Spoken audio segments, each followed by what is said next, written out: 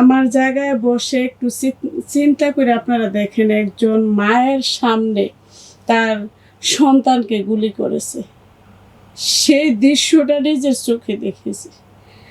আমি কিভাবে ভুলি এই দৃশ্য? আমাকে কাঁদায়। আমি শুইতে গেলেই আমার এগুলো মনে পড়ে। আর মেয়ের স্মৃতি মনে পড়ে, বিশেষ করে মেয়ের পড়ালেখা করতো, মেয়ে খাওয়া দাওয়া করতো, একই টেবিলে আমরা খাওয়া দাওয়া করতাম। এখন আর বসা হয় না একই টেবিলে।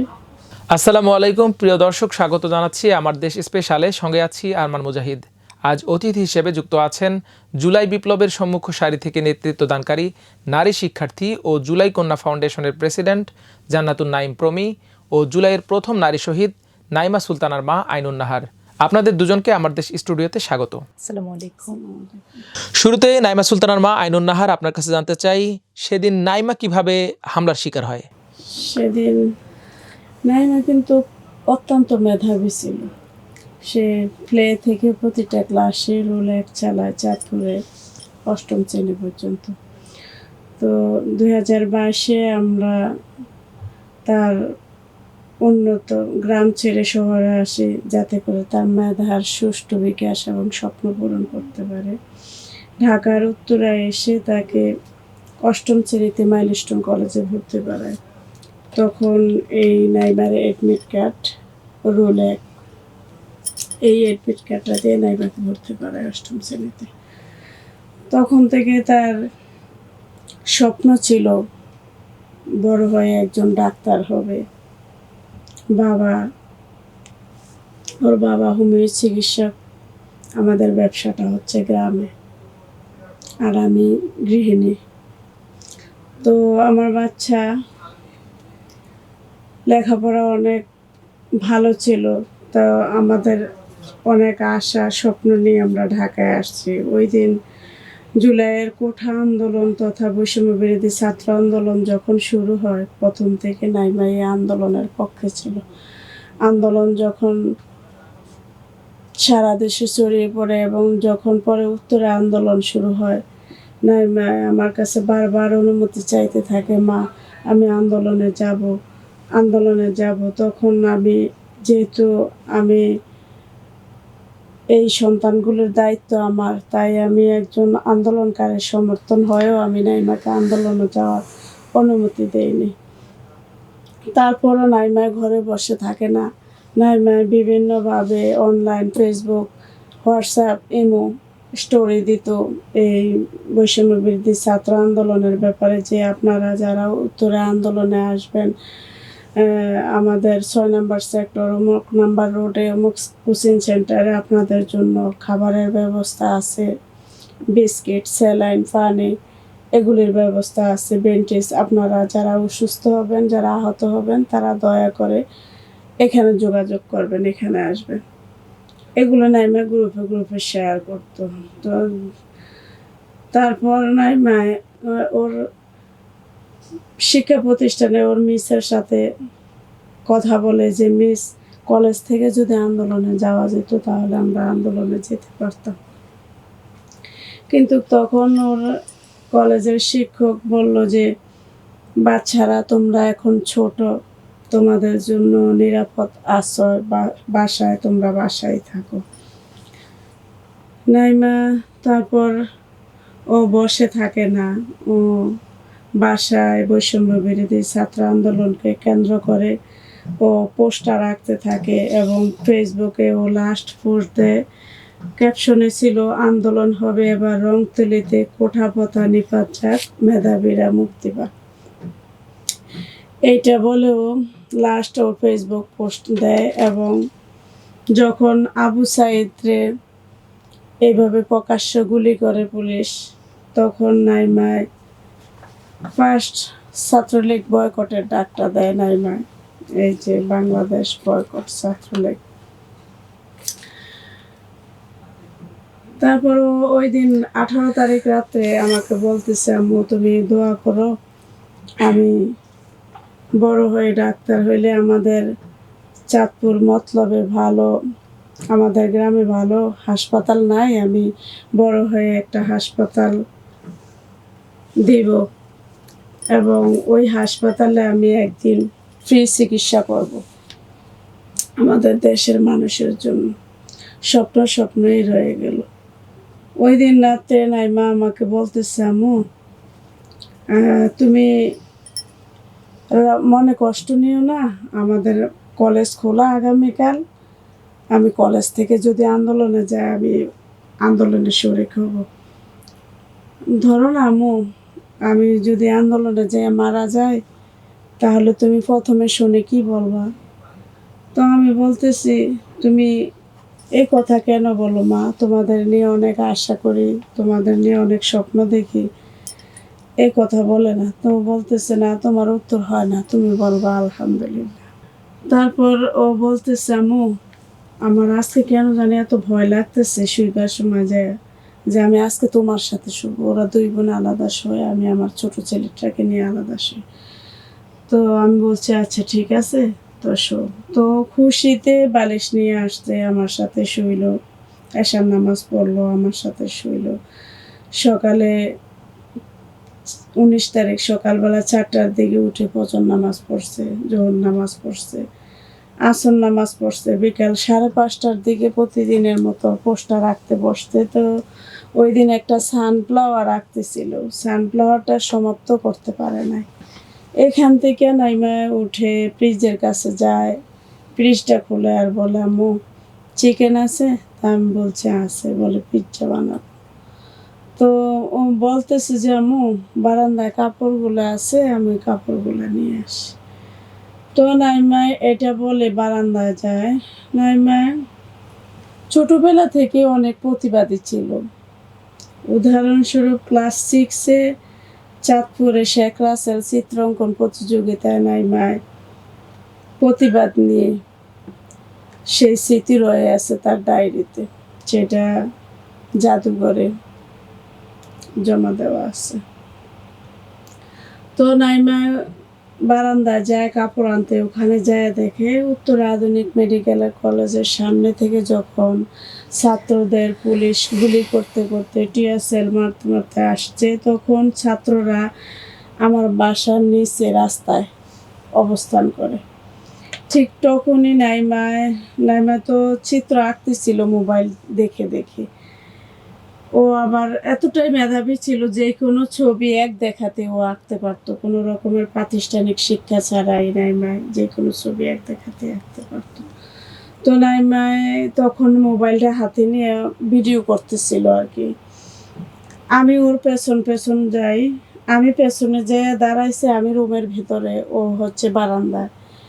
ঠিক তখনই ওকে পুলিশ উত্তরা আধুনিক কলেজ মেডিকেলের রোডটা থেকে, পেছনের রোডটা থেকে নাইমাকে টার্গেট করে গুলিটা করে। নাইমার সাথে সাথে মেঝেতে পড়ে যায়। নাইমার যখন গুলিটা করা হয়, নাইমার মাথার বাম পাশে দিয়ে গুলিটা লাগে। মাথার 4 ভাগের 2 অংশে মাথাটা একদম গুঁড়া হয়ে মাথার মগজ রক্ত ছিটকে পড়ে চারদিকে, দেওয়ালে, বারান্দায়, আমার শরীরেও লাগে। মানে ওই দিনের কথা মনে উঠলে আমার শরীর এখনো কাঁটা দিয়ে উঠে। কি যে একটা অবস্থা ছিল। আমি মেয়ে তখন বাসায় শুধু আমি, আমার 2 মেয়ে আর আমার ছোট ছেলেটা ছিল।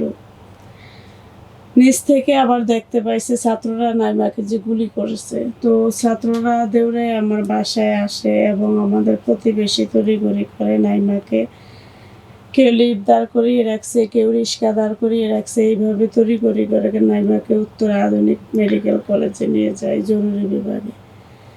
কর্তব্যরত ডাক্তার নাইমার অবস্থা খারাপ থেকে নাইমাকে আইসিইউতে নিয়ে যায়। আমি তো ভাবছি এত রোগী মেডিকেলে কোনো জায়গা নাই, শুধু রক্তের বন্যা,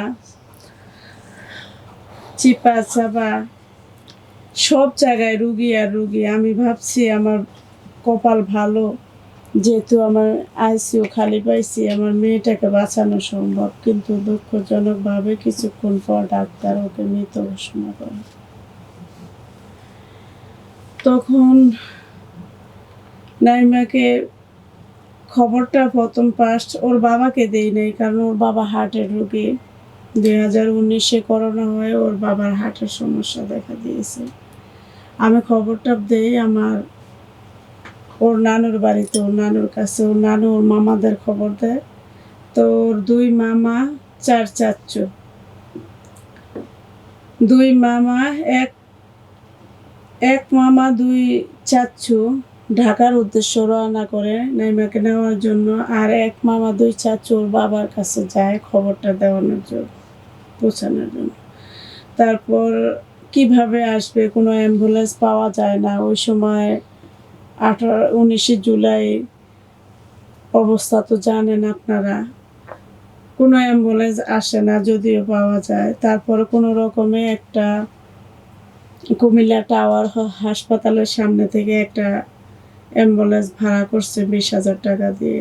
এবং ওর ছোট চাচ্চু একজন রোগীর সার্টিফিকেট, স্ট্রোকের রোগীর সার্টিফিকেট এবং মুখে অক্সিজেন মাস্ক লাগিয়ে স্ট্রোকের রোগী সেজে ঢাকার উদ্দেশ্যে রওনা করে। পথে পথে 5-6 জায়গার মাঝে পুলিশ দাঁড় করিয়েছে এবং দেখেছে স্ট্রোকের রোগী কিনা। অনেক হেনস্থ হইতে হয়েছে। এরকম করে করে ওরা রাতের 10টার দিকে এসে পৌঁছায় ঢাকায়। রাতের 10টার দিকে ওই দিন 19 জুলাই রাত্রে আবার কারফিউ দেয় 12টার পর থেকে। তো আমরা তড়িঘড়ি করে নাইমাকে নিয়ে রওনা করি আমাদের চাঁদপুর গ্রামের বাড়িতে। পথে পথে আবার 5-6 জায়গায় দাঁড় করিয়েছে। তখন দাঁড় করিয়েছে ছাত্ররা, যে আমরা কারা, কে বা কারা। তখন দেখতে পাইছি যে গুলি খাওয়া রোগী। তারপরে আমাদেরকে ছেড়ে দিত। আমরা এইভাবে করে রাতে 12:30টার দিকে আয়সা পৌঁছাই চাঁদপুরে। তারপরের দিন শনিবার নাইমার 9টার দিকে জানাজা সম্পন্ন হয়। জান্নাতুন নাইম, আপনার কাছে জানতে চাই, আপনি তো নারী আহত ও শহীদদের নিয়ে কাজ করছেন। আমরা নাইমা সুলতানার ঘটনা জানলাম, বাকি আহত ও শহীদ পরিবারগুলোর কি অবস্থা? আমি একটু শুরু থেকে বলি। আমরা যখন আন্দোলনটা শুরু করেছিলাম বা আন্দোলনটা যখন শুরু হয়েছিল, শুরুর দিকে আমাদের নারী শিক্ষার্থীদের অংশগ্রহণ নিশ্চয় আমরা মিডিয়ার কল্যাণে দেখতে পেয়েছি এবং নারীদের একটা খুব বড় অংশ কিন্তু আন্দোলনটা সচল রাখে এবং তারা প্রত্যক্ষভাবে আন্দোলনে যুক্ত হয়। তারপর তো অনেকগুলো বাধা এসেছে আমাদের উপর, কিন্তু আমরা একটা জিনিস ভুলে যাচ্ছি বরাবরের মতোই, যেটা অতীতেও ভুলে গিয়েছি। যেমন 52, 71 কিংবা 69 সেই সময়টাতে আমাদের নারীদের যে ভূমিকা, যে অবদানটা ছিল, আমরা সেটাকে ইতিহাস থেকে মুছে দেবার একটা চেষ্টা একটা গ্রুপ অফ পিপল করেছে এবং করেছে বলেই কিন্তু অনেকখানি মুছে গিয়েছে। তো এবার যখন 24শে জুলাই বিপ্লব হয়েছে, নারীদের একটা, আমি বলবো যে নারীদের ভূমিকা ছাড়া, নারীদের অংশগ্রহণ ছাড়া এই বিপ্লব কখনোই সম্ভব হতো না, যেটা আমার চোখে দেখা। এবং সেই তারপরে নারীরা শহীদ হলো, লাঞ্ছিত হলো, নারীদেরকে নির্যাতিত করা হলো। আমরা ভুলে যাইনি। ফ্রিজন ভ্যানের সামনে দুহাত বাড়িয়ে পুরো বাংলাদেশটাকে যেন থামিয়ে দিচ্ছিল। সমস্ত অন্যায়, অবিচার, জুলুম এবং নিপীড়নকে যেন দুহাত দিয়ে থামিয়ে দেওয়ার একটা চেষ্টা করেছিল আমাদেরই এক বোন টুম্পা, একটা প্রাইভেট বিশ্ববিদ্যালয়ের শিক্ষার্থী। তো আমরা তাদের কথা ভুলে যাইনি। আমরা ভুলে যাইনি সেই সমস্ত নারীদের কথা যারা জুলাই বিপ্লবে নিজের জীবনকে হুমকির দিকে ঠেলে দিয়েও তারা কিন্তু শত্রুর থেকে পিছু হাঁটেনি। আমাদের ম্যাডামের, চৌধুরী সাইমা ফেরদৌস ম্যাডাম, ঢাকা বিশ্ববিদ্যালয়ের শিক্ষক, ম্যাডামের সেই শহীদ মিনারের সামনে দাঁড়িয়ে সেই বক্তব্যটা আমরা ভুলে যাইনি, যে তোমরা পিছু হাঁটবা না। এবং আমাদের যে বোনটাকে ছাত্রলীগ যখন মারছিল, তিনি যখন কুঁজো হয়েছিল, সেই বোনটার ছবি যখন সামাজিক যোগাযোগ মাধ্যমে ছড়িয়ে পড়ে, তখন কিন্তু স্বাভাবিকভাবে বিবেকবান কোনো নারী ঘরে বসে থাকতে পারেনি। যারা একেবারে ভীতু, তারাও তখন দ্বিগুণ সাহস বুকের মধ্যে চাষ করে, বুকের জামিনে তারাও কিন্তু নিজের সম্মানের কথা চিন্তা না করে, নিজের জীবনের মায়া ত্যাগ করে তারা রাস্তায় বেরিয়ে আসে। এবং একটা সময় বেরিয়ে আসছিল যার মানে যে বৈষম্যের বিরুদ্ধে লড়াই করতে বা যে প্রতিবাদটা জানাতে, সেই ক্ষমতায় তখন বসেছিলেন একজন রাক্ষসী, একজন ফ্যাসিস্ট, একজন নারী। তিনিও ছিলেন নারী। কিন্তু দুঃখজনক যে সেই ফ্যাসিস্ট আসলে তখন আমাদের নারীদের চাওয়াগুলো বুঝতে পারছিল না। শুধু নারী বলবো না, পুরো জনতার চাওয়া ছিল তখন যে আমাদের ছোট্ট একটা আন্দোলন শুরু হয়েছিল। দেখুন আপনি, আন্দোলনটা তিনি চাইলে আমাদের যে ফ্যাসিস্ট ছিলেন, সেই ফ্যাসিজম রেজিমে যিনি ছিলেন, তিনি চাইলেই সেই আন্দোলনটা খুব সহজ একটা সমাধান করে দিতে পারতেন। এতগুলো প্রাণ ঝরে যেতে হতো না এবং এতগুলো ফুল ঝরে যেতে হতো না, এত সমস্যার সৃষ্টি হতো না। কিন্তু তারপর তো সবকিছু শেষ করে আমাদের বিজয়টা আসলো। দেশ থেকে পালিয়ে গেল বলবো না, পালিয়ে যেতে বাধ্য করা হলো এক ধরনের। এবং পালিয়ে যাওয়ার পর আমরা যে নতুন বাংলাদেশের কথা বলছি, যে সংস্কারের কথা বলছি, নতুন বাংলাদেশ বিনির্মাণ করার চেষ্টা করছি, সেই নতুন বাংলাদেশ আসলে নারীদের জন্য কতখানি নিরাপদ। এবং এই এক বছরে, বিপ্লব পরবর্তী সময়ে এই এক বছরে আমরা নারীদের জন্য এই বাংলাদেশটাকে কতখানি উপযোগী করে গড়ে তুলতে পেরেছি। আমি বলবো না যে ভবিষ্যতে আমরা কি করব বা অতীতে কি হয়েছে। গত 17 বছর অনেক অনেক ধর্ষণ হয়েছে, অনেক নারী লাঞ্ছিত হয়েছে। আমি শুধু নারীদের কথা কেন বলছি, কারণ আমি আজকে এখানে এসেছি একটা প্ল্যাটফর্ম থেকে, জুলাই কন্যা ফাউন্ডেশনের প্রতিনিধি হিসাবে এসেছি আজকের স্টুডিওতে। সেই জন্য আমি শুধু হয়তো নারী কেন্দ্রিক কথাগুলো বলবো, বাট আমাদের পুরো বিপ্লবটা হয়েছে প্রত্যেকের অংশগ্রহণে, নারী, পুরুষ, শিশু, সমস্ত শ্রেণী পেশার মানুষের অংশগ্রহণে। দেশটা যেমন কারো বাপের না, বিপ্লবটাও কারো একার না, আমি এই কথাটা সবসময় বলি। কাজেই এই বিপ্লব পরবর্তী সময়ে আমরা কতখানি করতে পেরেছি, আমি এই প্রশ্নটা রাখতে চাই। কারণ আমি এবং আমরা যখন কাজ করতে যাচ্ছি, কাজ করার সুবাদে আমরা অনেক তথ্য নিয়ে কাজ করছি, অনেক ডেটা কালেক্ট করছি, বা অনেক শহীদ পরিবার, আহত পরিবারের সঙ্গে কাজ করছি। কাজে আমরা দেখতে পাচ্ছি একটা হতাশার জায়গা তৈরি হয়েছে এখানে। আমরা এতদিন পর্যন্ত একটা আশার আলো তাদেরকে দেখাতে চেয়েছিলাম, কিন্তু আনফরচুনেটলি আমাকে খুব দুঃখ ভারাক্রান্ত মন নিয়ে বলতে হচ্ছে যে আমরা এই সময়টাতে এসে, বিপ্লব পরবর্তী এক বছর, গত জুলাই থেকে এই জুলাই পর্যন্ত, এই এক বছর সময়ের মধ্যে আমরা খুব বেশি পরিবর্তন আসলে করতে সক্ষম হইনি। এটা আমি বলবো যে এটা রাষ্ট্রের ব্যর্থতা। এবং আমাদের নারীরা, যে নারীরা দ্বিগুণ সাহস নিয়ে ঘর থেকে বেরিয়ে এসেছিল রাজপথে, জীবনের মায়া ত্যাগ করে, নিজের সম্মান এবং সম্ভ্রমকে হাতের মুঠোয় নিয়ে, আমি নিজেও ঘর থেকে বেরিয়ে এসেছিলাম। 5 তারিখ যখন আমি বাসা থেকে বের হই, আমি একেবারে নামাজ পড়ে মুনাজাত করে আল্লাহর কাছে পুরো শহীদ হওয়ার পূর্ব প্রস্তুতি এবং পুরোপুরি পূর্ণ প্রস্তুতি নিয়ে আমি বাসা থেকে বের হই। এবং একটা চিঠি লিখে বের হয়েছিলাম আমার মাকে, যে আমার মাকে সেখানে আমি অনেকগুলো কথা লিখেছিলাম এবং আমার সেই চিঠিটা একটা পত্রিকা ছাপিয়েছিল। তো আমার মতো এরকম অসংখ্য নারী যারা ঘর থেকে দেশের জন্য, আমাদের ভাইদেরকে যখন হত্যা করা হয়েছিল, পাখির মতো গুলি করা হচ্ছিল, এগুলো দেখার পরে যখন সামাজিক যোগাযোগ মাধ্যম জুড়ে অনেক ছবি আসছিল রক্তমাখা, আমরা জাস্ট নিতে পারছিলাম না। এবং আমাদের অনেক নারীরা তখন ঘর থেকে বেরিয়ে এসেছিল, কেউ গৃহিণী, কেউ কর্মজীবী, কেউ ডক্টর, শিক্ষক, ইঞ্জিনিয়ার, কেউ বা সাংবাদিক। অনেক নারীরা তখন তারা আসলে বেরিয়ে আসার পরে এখন যে সময়টা, এখন তারা আবার সেই ঘরে ঢুকে দরজা বন্ধ করে দিচ্ছে। তাহলে কেন? আমাদের বুকের ভেতর যে ঝড়টা উঠেছিল সেটি কিন্তু এখনো থামেনি। এবং নারীরা যে ঘরে ঢুকে যে দরজা বন্ধ করে দিচ্ছে, এদেরকে কিন্তু আমরা চাইলেই এই জুলাই কন্যাগুলোকে, এই লক্ষ্মী সাহসী কন্যাগুলোকে আর বের করে নিয়ে আসতে পারবো না। তারা হতাশার জায়গা থেকে চলে যাচ্ছে। তাদেরকে একটা group of people cyber bullying করে, নানানভাবে হুমকি দিয়ে, বা ফেসবুকে আপনারা জানেন হয়তো আমাদের আওয়ামী লীগের দোসররা, যারা হচ্ছে গিয়ে ফ্যাসিস্টের দোসর, তারা এখনো লুকিয়ে লুকিয়ে আমাদের নারীদের উপর বিভিন্নভাবে তারা ইপটিজিং করছে, সাইবার বুলিং করছে, হুমকি দিচ্ছে। এবং রাষ্ট্র থেকেও সবচেয়ে মজার কথা হলো যে রাজনৈতিক দলগুলো, বা বিভিন্ন যারা আমাদের কি বলবো সিভিল সোসাইটির পিপল আছে, তারাও কেন জানি নারীদেরকে রাজনীতিতে এবং ডিসিশন মেকিং এর জায়গা থেকে মাইনাস করতে চায়, কেন জানি।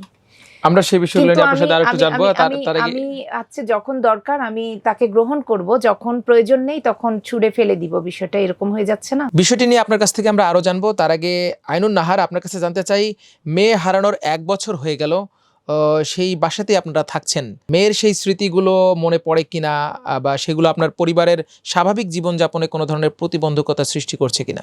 এক কথায় বলতে পারেন আমরা শোকে পাথর হয়ে গেছি। কারণ নাইমার যেই দক্ষতা, যে শিক্ষা, দেশের প্রতি ভালোবাসা, মানুষের প্রতি উদারতা, অন্যায়ের প্রতি প্রতিবাদ, সব কিছুই নাইমার ভিতরে ছিল। সব কিছু মিলে নাইমায় অলরাউন্ডার ছিল। তো আমরা নাইমাকে হারিয়ে, নাইমার বড় বোন ট্রমাটাইজ আছে, আমার বাচ্চা এবং আমাকে এখনো আমি সাইকোলজিস্ট ডাক্তার আজকে 1 বছর দেখাইতেছি। আপনারা বুঝতে পারছেন, আমার জায়গায় বসে একটু চিন্তা করে আপনারা দেখেন, একজন মায়ের সামনে তার সন্তানকে গুলি করেছে, সেই দৃশ্যটা নিজের চোখে দেখেছি। আমি কিভাবে ভুলি এই দৃশ্য? আমাকে কাঁদায়, আমি শুইতে গেলেই আমার এগুলো মনে পড়ে। আর মেয়ের স্মৃতি মনে পড়ে, বিশেষ করে মেয়ের পড়ালেখা করতো, মেয়ে খাওয়া দাওয়া করতো, একই টেবিলে আমরা খাওয়া দাওয়া করতাম, এখন আর বসা হয় না একই টেবিলে। বড় মেয়েটা পড়তে গেলে ওর এখনো কান্নাকাটি করে, বোনের কথা মনে পড়ে। আমরা খেতে পারি না, ঘুমাইতে পারি না। এখন পর্যন্ত 1 বছর হয়ে গেল আমার মেয়েটা, কিন্তু বিচারের কিছুই দেখতে পাচ্ছি না। তো আমার বড় মেয়ে আগে দেশের প্রতি অনেক যে একটা মায়া মমতা ছিল, এখন বলে ও দেশে থাকবে না, বিদেশে চলে যাবে। বলে আমাকে বুঝায়, দেখো মা, মানুষের সন্তানের নিরাপদ আশ্রয় স্থান হচ্ছে বাসায়, শিক্ষা প্রতিষ্ঠান। এখন আমার বাসা থেকে আমার বোনকে গুলি করলো পুলিশ, কোনো বিচার পেলাম না। এখন আমাদের শিক্ষা প্রতিষ্ঠান মাইলস্টোনে বিমান দুর্ঘটনা, আমার মেয়ে, বড় মেয়ে আবার অসুস্থ। তা আমাদের নিরাপদ কোথায়? আমাদের সরকার কোথায় আমাদের নিরাপদে রেখেছে? আমার এই দেশ থেকে হয় আমাদের সন্তানের বিচার আমরা যাতে পাই, সরকার ওই ব্যবস্থা দেখ, না হয় আমরা যদি বিচার না পাই তাইলে আমাদেরকে ব্যবস্থা করে দেখ, আমরা বাইরের রাষ্ট্র চলে যাই। রাষ্ট্র থেকে যে সহযোগিতার আশ্বাস দেওয়া হয়েছিল সেগুলো ঠিকঠাক পেয়েছেন কিনা? সরকারের পক্ষ থেকে সরকার যে ব্যবস্থা নিয়েছে সেটা আমি ধন্যবাদ জানাই, কিন্তু আমরা যে এখন কি টমাতে আছি, আমরা কি অবস্থায় আছি, আমাদের খোঁজখবর তো কেউ রাখে না। আমরা চাই আমাদের খোঁজখবর রাখুক সবাই। আমরা কিভাবে আমাদের দিন যায়, রাত যায়, আমরা ওইটা বলে বোঝাতে পারবো না আপনাদেরকে। জান্নাতুন নাইম, জুলাইয়ের যে প্রত্যাশা ছিল সেটার কতটুকু প্রাপ্তি দেখছেন? 1 বছর তো হয়ে গেল। আসলে সত্যি কথা বলতে জুলাইয়ের যদি প্রাপ্তির কথা বলি, আমি একেবারে সহজ বাংলায় বলতে চাই, জুলাই ছিনতাই হতে শুরু করেছে। এখনো হত্যা হয়নি, কিন্তু জুলাই ছিনতাই হতে শুরু করেছে। কাদের দায় দেখছেন এখানে? জুলাইটা প্রত্যেকের ছিল, দেশটা যেমন কারো বাপের না, জুলাইটাও কারো একার না, কিন্তু একটা গ্রুপ অফ পিপল এসে ক্রেডিটবাজি করছে। তারা বলছে যে আমি এটা করেছি, আমি ওটা করেছি। কেন ভাই? জুলাই যখন চলছিল তখন প্রত্যেকটা শ্রেণী পেশার মানুষ, একজন রিক্সাওয়ালা মামা, যে সুজন মামা, অনেক মামারা আমার নিজেকে হচ্ছে আমার বাসা থেকে যখন শাহবাগে যেতাম, অনেক রিক্সা মামা ভাড়া নেয়নি আমাদের থেকে, বললো আপনারা স্টুডেন্ট, দেশের জন্য আন্দোলনে যাচ্ছেন। তার জায়গা থেকে সে ওইটুকুই কিন্তু অনেক বড় একটা অবদান রাখা। এবং ভ্যান চালক, সে ভ্যানে করে ফ্রুটস নিয়ে এসে বলল মামা টাকা লাগবে না, আপনারা খান। এই যে একটা ভালোবাসা দেশের প্রতি, প্রত্যেকটা মানুষ এই জুলাই বিপ্লবের অংশীদার, তাহলে কেন আমরা বিপ্লবটাকে জিম্মি করে ফেলবো যে একটা গ্রুপ অফ পিপলের কাছে বা একটা বিশ্ববিদ্যালয় কেন্দ্রিক অথবা ঢাকা কেন্দ্রিক? বিপ্লবটা কিন্তু প্রত্যেকটা জেলা উপজেলায় ছড়িয়ে পড়েছিল এবং প্রত্যেকটা মানুষ। কাজেই জুলাই বিপ্লবের পরবর্তী সময়ে আমাদের এক্সপেকটেশন অনেক বেশি থাকবে আমাদের ইন্টারিমের কাছে, এটাই স্বাভাবিক নয়? আমাদের যারা শহীদ পরিবারের সদস্য আছেন তাদের সঙ্গে কথা বলতে গিয়ে আমরা নিজেরাও হতাশ হয়ে পড়ি। তারা আমাদেরকে প্রশ্ন করে, তোমাদের সাথেই আন্দোলনে গিয়ে, তোমাদের ডাকে কিংবা তোমাদের একসঙ্গে আন্দোলনে গিয়ে তোমরা শহীদ হও নাই, কিন্তু আমাদের সন্তান যে শহীদ হলো সেটার বিচারের জন্য তোমরা কি করছো? তখন আমরাও নির্বাক হয়ে পড়ি, আমরাও উত্তরটা দিতে গিয়েও থেমে পড়ি, নীরবতা এসে পড়ে আমাদের পুরো পাড়া জুড়ে। আমরা কোনোভাবে অ্যান্সারটা দিতে পারি না। কেন আজকে 12 মাস 13 মাস পার হয়ে যাবার পরও কেন একটা বিচার কেন সম্পূর্ণ হতে পারে না? যারা বিচার বিভাগে আছেন তারা কি করছেন? কতখানি পরিবর্তন তারা আনতে পেরেছেন? একটা বিচারও তো এখনো পর্যন্ত দৃশ্যমান হয়নি। খুব কি কঠিন একটা বিচার সম্পূর্ণ হওয়া। যদি আগের মতো সেই সিস্টেম থাকে, যে প্রত্যেকটা সিস্টেমে আগের মতো কচ্ছপের গতি থাকে, তাহলে কিভাবে পরিবর্তনটা আসবে?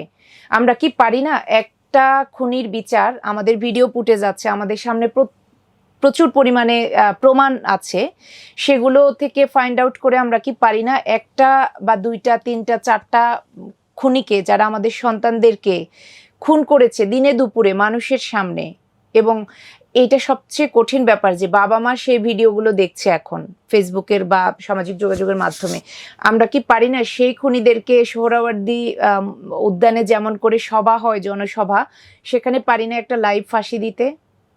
সেখানে সবাই দেখবে, সারা দেশ না সারা পৃথিবী থেকে মানুষ সেই ফাঁসিটা দেখবে, সাংবাদিকরা গিয়ে লাইভ ব্রডকাস্ট দেখাবে।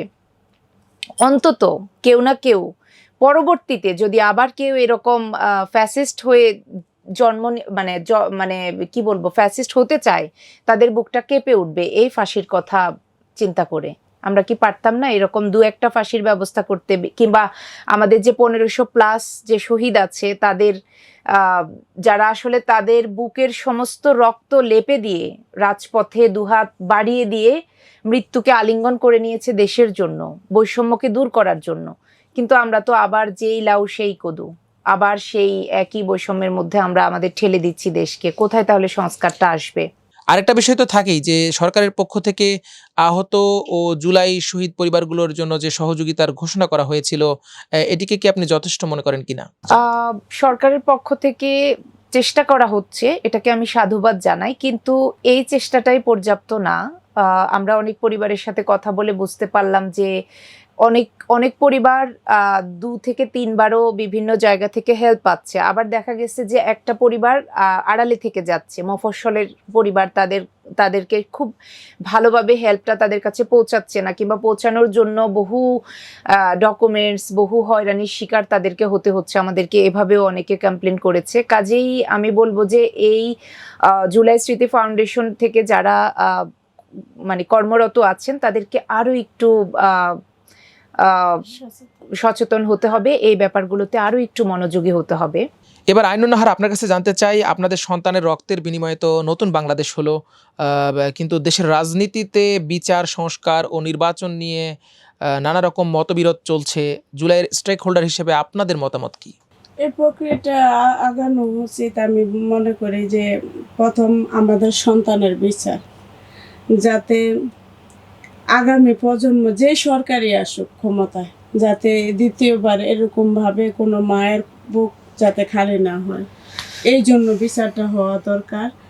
আর বিচার কার্যক্রমটা আরেকটু মজবুত হওয়া দরকার, এটা আমি মনে করি। বাংলাদেশেও যেহেতু দীর্ঘ 1 বছরের উপরে আমার মেয়ে চলতেছে, গত 25শে জুলাই আমার মেয়ের জন্মদিন গেল, কিন্তু আমরা বিচারের কিছুই দেখতে পাই না। আমার মেয়েকে কারা গুলি করেছে, আমার মেয়েকে, এই ফুটেজগুলি দেখে তো আমি তাজউদ্দিন সাহেবের সাথেও কথা বলেছি যে আমার মেয়ের খুনি এখানে দেখা যাইতেছে ভিডিও ফুটেজের মাঝে কারা গুলি করেছে আমার মেয়েকে।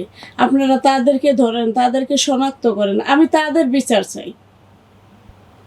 কিন্তু এখনো বিচারের আমরা কিছুই দেখতে পাচ্ছি না। তাদেরকে গ্রেপ্তার করা হয়নি? তাদেরকে এখনো গ্রেপ্তার করা হয়নি। আমি আন্তর্জাতিক ট্রাইব্যুনালে অভিযোগ করেছি।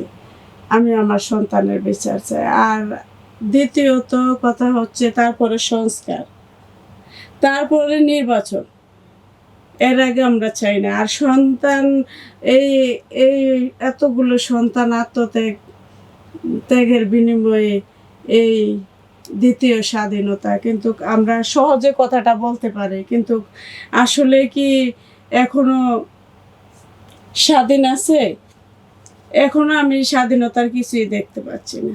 আমাদের শহীদের এখনো মর্যাদা দেওয়া হয়নি। জুলাই সনদ আপনি বলতেছে, জামাতও বলতেছে জুলাই সনদ চাই, এনসিপিও বলতেছে জুলাই সনদ চাই, বিএনপিও বলতেছে যে আমার তারেক রহমানের সাথে বাংসুরালে কথা হয়েছে, উনি বলেছে যে আমি 3 মাস আগে স্বীকৃতি দিয়ে দিয়েছি শহীদের। তাহলে এখন পর্যন্ত কেন শহীদের স্বীকৃতি দেওয়া হচ্ছে না? এবার জান্নাতুন নাঈম, আপনার কাছে জানতে চাই, এই যে বিচার, সংস্কার, নির্বাচন নিয়ে ঐক্যমত্যে পৌঁছাতে পারছে না রাজনৈতিক দলগুলো, জুলাই সনদের খসড়া সরকারের পক্ষ থেকে প্রকাশ করা হয়েছে, সেখানেও কোনো কোনো দল স্বাক্ষর করবে কিনা এটি নিয়ে সংশয় দেখা দিয়েছে। আসলে এমনটি কেন হচ্ছে, আপনি কি মনে করেন? আমি আসলে ব্যক্তিগতভাবে যদি আমাকে আপনি প্রশ্ন করেন, যে প্রথম কাজটা আসলে স্বাধীনতা অর্জন করা কঠিন। স্বাধীনতা অর্জন করা যতটা কঠিন, তার থেকে বড় কঠিন হচ্ছে স্বাধীনতা রক্ষা করা। সেই রক্ষাটাই ঠিকঠাক মতো হচ্ছে না, যার কারণে এত জটিলতা তৈরি হচ্ছে।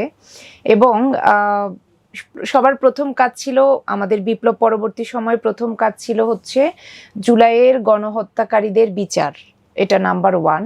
দ্বিতীয় যে কাজটা, সেটা হলো জুলাই ঘোষণাপত্র, যেটা আমরা প্রত্যেকেই চাচ্ছি। আমরা যারা বিপ্লবী ছিলাম বা আমরা যারা লিড দিয়েছি, আমরা যারা জুলাই বিপ্লবের অংশীদার, প্রত্যেকে আমরা জুলাই ঘোষণাপত্রটা চাচ্ছি। এবং আমাদের সরকার থেকে, ইন্টারিম থেকেও বলা হয়েছে যে দেওয়া হবে, একটা নির্দিষ্ট ডেট দেওয়া হলো। সেই ডেট পার হয়ে গেল, জুলাই মাস পার হয়ে যাচ্ছে, আজকে 30 তারিখ, কিন্তু জুলাই মাস শেষ হয়ে গেল, জুলাই ঘোষণাপত্র এখনো পর্যন্ত আসছে না। এখানে ওই যে আপনি যেটা বললেন, জটিলতা তৈরি হলো, একটা গ্রুপ চাচ্ছে আর একটা গ্রুপ চাচ্ছে না, আর একটা গ্রুপ কেন? জুলাই বিপ্লবটা যখন হয়েছে তখন আপনি জামাত বলেন, বিএনপি বলেন, আমি কাউকে ছোট করব না, প্রত্যেকটা দলের অবদান ছিল।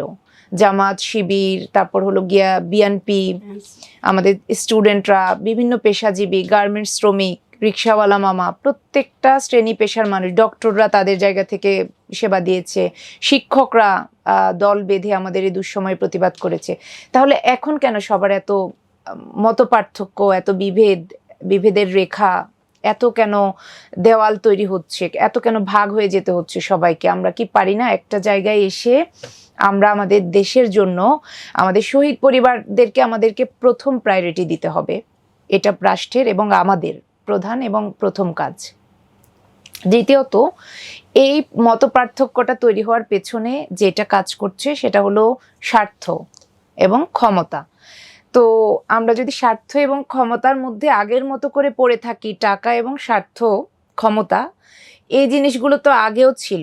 গত 17 বছর এই ক্ষমতার লোভ, টাকা কিংবা স্বার্থের জন্যই তো এই জীবনগুলো ঝরে গেল, এই অধপতনটা আসলো। এই যে নমরুদ বলেন, ফেরাউন বলেন, প্রত্যেকের পতন আমরা দেখেছি ইসলামের ইতিহাসে যুগে যুগে। পবিত্র কোরআনে সূরা বনী ইসরাইলে একটা আয়াত আছে যে অকুল জা আল হাক, এসেছে সত্য, ওয়াজাহাকাল বাতিল, চলে গেছে মিথ্যা, ইন্নাল বাতেলা, নিশ্চয় মিথ্যা, কানা জাহুকান, চিরকাল মিথ্যা। মিথ্যাটা যে ধ্বংস হয়ে যাবে, এটা কোরআনের কথা, আমার কথা নয়। মিথ্যাটা ধ্বংস হয়ে যাবে এবং সত্যটা টিকে থাকবে। তাহলে আমরা তো আবার যদি মিথ্যার দিকে যাই, ছুটে যাই আমাদের ক্ষমতার লোভে, টাকার লোভে, কেউ কেউ এখন কি বলে, হানি ট্রাফ, নারী, ক্ষমতা, নানান কিছুকে ঘুলিয়ে ফেলছে একই দিকে। সব কিছুর মূলে রয়েছে ওই ক্ষমতা আর টাকা, স্বার্থ যেটাকে আমরা বলি। তাহলে আমরা যদি আবার সেই আগের সিস্টেমে ফিরে যাই, তাহলে তো আবার ধ্বংস আসবে। জেনজেড জেনারেশন এত ভয়ঙ্কর যে আপনার যদি আবার কেউ ফ্যাসিস্ট হয়ে জন্ম নিতে চায় বা ফ্যাসিস্ট হওয়ার জন্য কাজ করতে চায়, তাদেরকে আবার তারা রাজপথে এসে দাঁত ভাঙা জবাব দিবে, আবার বিপ্লব হবে। আমার কাছে তাই মনে হচ্ছে। যদি আবার কেউ মনে করে যে দেশটা আমার, সব কিছুকে আমি এখানে দলীয়করণ করে ফেলবো, আবার আমি একটা ক্ষমতার দাপট বেরাবো, সবখানে আমি আমাদের এর ক্ষমতা থাকতে হবে জনগণের কাছে। এতদিন আমরা যেটা দেখে আসছি, ক্ষমতা হচ্ছে গিয়ে যেটা অর্ডার করা হবে সেটা তার প্রতিনিধিরা হচ্ছে বাস্তবায়ন করবে, কিন্তু না, একটা দেশের ক্ষমতা, মূল ক্ষমতা থাকতে হবে জনগণের হাতে। সেখানে বাক স্বাধীনতা যেমন থাকবে, সেখানে থাকবে হচ্ছে জনগণের যে অধিকার, সাধারণ মানুষের যে মৌলিক অধিকার, সেগুলো পূরণ হবে, বৈষম্য থাকবে না। আমাদের ছেলেমেয়েরা তো এই জন্যই প্রাণ দিয়েছে, আমাদের ভাই বোনেরা। এখন যদি আমরা এই কাজগুলোতে, বিশেষ করে এই জায়গাটাতে ফোকাস করতে না পারি, তাহলে আমরা আবার জেলাও সেই কদুতে ফিরে যাব, আবার বিপ্লব আসবে, আবার হচ্ছে গিয়ে মিথ্যার ধ্বংস হবে, সত্য আবার টিকে থাকবে। আপনার কাছে আবার আসবো, তার আগে আইনুন নাহার, আপনার কাছে জানতে চাই যে আগামীর বাংলাদেশ কেমন দেখতে চান, যদি ছোট্ট করে একটু বলতেন। আগামীর বাংলাদেশ দেখতে চাই একটা বৈষম্যহীন বাংলাদেশ, যে বাংলাদেশে কোনো মিথ্যার আশ্রয় থাকবে না, সত্যটা সত্য, সুখী সমৃদ্ধ একটা বাংলাদেশ চাই। জান্নাতুন নাইম, জুলাই পরবর্তী বাংলাদেশের সংস্কার নিয়ে নানা আলোচনা চলছে, অনেক কমিশন গঠন করা হয়েছে, সেই কমিশনগুলো কাজ করছে। তো আপনার কাছে জানতে চাই, আগামীর বাংলাদেশের রাষ্ট্র কাঠামোকে কেমন দেখতে চান? দেখুন, আসলে এইটা ভালো কথা নয় যে বারবার আমাদের সন্তানরা তাদের রক্ত রাজপথে ঝরাবে। এটা নিশ্চয়ই কোনো বাবা মাই চায় না। আমি সহপাঠী হিসেবে আমিও চাইবো না যে বাচ্চারা, ফুলের মতো বাচ্চা, তারা থাকবে শিক্ষা প্রতিষ্ঠানে, তারা থাকবে বাবা মায়ের কোলে, ঘরে। তারা কেন বারবার তাদের অধিকারের জন্য রাজপথে লড়াই করতে হবে? কেন বারবার ওই অধিকারটাকে প্রতিষ্ঠা করার জন্য, চাওয়ার জন্য কেন বারবার তাদের কাছে আন্দোলনে নামতে হবে? বারবার যদি কথায় কথায় আন্দোলনে নামে, তাহলে তো এটা ভালো কথা না, এটা মোটেও কাম্য না। এবং আমরা যেই বাংলাদেশের স্বপ্ন নিয়ে এই রাজপথে এসেছি, শুরুটা হয়েছিল কোটা সংস্কার দিয়ে, কিন্তু ওই সবার চাওয়া কিন্তু একটাই ছিল, দেশের প্রত্যেকটা কানায় কানায়, মানে রাষ্ট্রযন্ত্রের প্রত্যেকটা কানায় কানায় যে ভরপুর ছিল দুর্নীতি, শাসন, শোষণ, নিপীড়ন, নির্যাতন, জুলুম, এবং নিরপরাধ মানুষরা যেভাবে আপনার জুলুমের শিকার হয়েছিল আমরা দেখেছি। আমার দেশে কথা বলছি, আমাদের প্রথমে নামটা না বললেই নয়, মাহমুদুর রহমান ভাইয়া, যিনি একটা তার উদাহরণ জুলুমের শিকার হওয়া। এই যে কাজগুলো, এগুলো থাকবে না টোটালি। নতুন বাংলাদেশ হবে আমাদের স্বপ্নের বাংলাদেশ, যে স্বপ্নের সঙ্গে মিলে থাকবে সততা এবং ন্যায়পরায়ণতা, এবং রাষ্ট্রের যেই আমজনতা, যে জনগণ, যাদেরকে ছাড়া রাষ্ট্রের আসলে কোনো সিদ্ধান্ত এবং তাদের যে মৌলিক অধিকারগুলো, সেগুলো বাস্তবায়নের জন্য রাষ্ট্র তার জায়গা থেকে সঠিক দায়িত্ব পালন করবে, দায়িত্বশীল আচরণ করবে। আগের বছরগুলোতে যেই দায়িত্ব জ্ঞানহীন আচরণ, সেটার জন্যই কিন্তু এত বড় বিপ্লব হয়েছে। এবং যেখানে যেখানে সংস্কার করতে হবে, আমাদের যে সংবিধান, ঘুণে ধরা যে সংবিধান, সেটাকে চেঞ্জ করতে হবে। ওই সুবিধাবাদী একদল দল ছিল যারা ফ্যাসিজমের রেজিমে বেড়ে ওঠা, এবং যারা তাদের নিজেদের সুবিধার জন্য তারা সংবিধান পর্যন্ত চেঞ্জ করে ফেলেছে, যারা হচ্ছে গিয়ে নারী কমিশন নামের একটা কমিশন তৈরি করে, যারা নারীদের অধিকার প্রতিষ্ঠা করার জন্য কথা বলে, বড় বড় কথা বলে, তারাই নারীদের অধিকারগুলোকে হরণ করে। তারা হচ্ছে গিয়ে ট্রান্সজেন্ডারকে লিগালাইজ করতে চায়, তারা হচ্ছে গিয়ে আপনার প্রস্টিটিউশনকে পেশা হিসেবে দেওয়ার জন্য, বৈধতা দেওয়ার জন্য, লিগালাইজ করার জন্য তারা কাজ করতে চায়। আপনি একটা 93% মুসলমানদের দেশে বসে 1 লক্ষ পতিতা আছে আমাদের দেশে, প্রস্টিটিউট, তাদের জন্য আপনি লিগালাইজ করার জন্য তাদেরকে কাজ করবেন, তাহলে আমরা এই কেমন মুসলিম দেশে বাস করছি? এই কথাগুলো নিয়ে কথা বলতেও লজ্জা করে। মানে আমরা একটা মুসলমান দেশে আছি, আমাদেরকে এখন কোরআনের বিরুদ্ধে কথা শুনতে হচ্ছে। আবার কিছু বললে বলে যে ধর্ম নিয়ে বাড়াবাড়ি করা ঠিক না, ধর্ম নিয়ে টানবো না। আপনারা আমাদের ধর্মে আঘাত করবেন, আপনারাও নারী কমিশন, আমি তাদের প্রতি শ্রদ্ধা রেখে বলবো, আমি কাউকেই অসম্মান করতে চাই না, সে আমার শত্রু হলেও আমি চাই মত পার্থক্য থাকুক আর যাই করুক, কিন্তু যখন আমার ইসলামে আঘাত লাগবে, যখন আমার ধর্মে আঘাত লাগবে, তখন আমি প্রতিবাদ না করে বসে থাকবো না নিশ্চয়ই।